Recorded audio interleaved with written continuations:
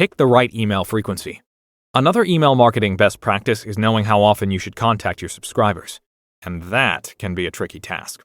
If we look at the mailing frequency data, we see that email marketers who send just one newsletter a week get the highest average open and click-through rates.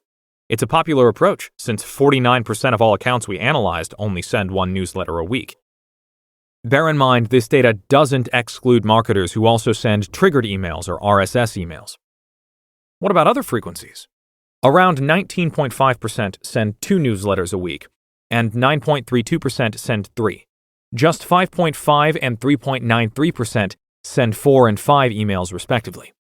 At the same time, since most marketers want to maximize their email campaign ROI, instead of average CTRs, we should look at the total number of conversions they generate. Based on that assumption, you might be better off sending 2 or more emails in the same week. But to say for sure, we must take into account some other factors. Extra revenue you'd make from sending an extra campaign. How many subscribers would leave your list after receiving too many messages? Plus, the cost to replace those leads. In fact, one study conducted by ReturnPath in 2015 focused on the consequences of both undermailing and overmailing.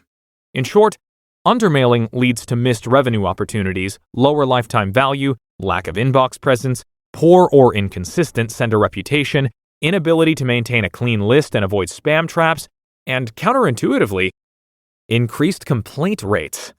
Overmailing, on the other hand, leads to decreased engagement, increased opt-outs, reduced visibility for all subscribers, and more total complaints. As for the most optimal mailing frequency, there wasn't one clear winner. The primary email recipients, those who accounted for 83% of all email reads, were able to tolerate up to about 5 emails per week from a given sender before their complaint rates increased dramatically.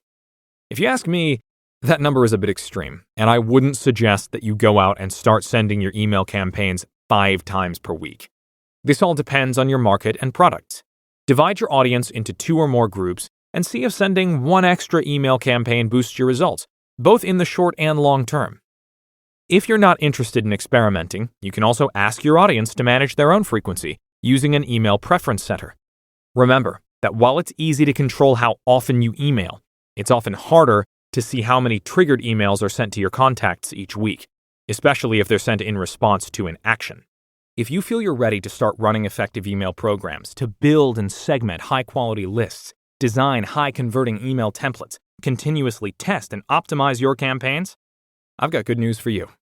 You can do all of this inside of one single tool, and it's completely free, no credit card required.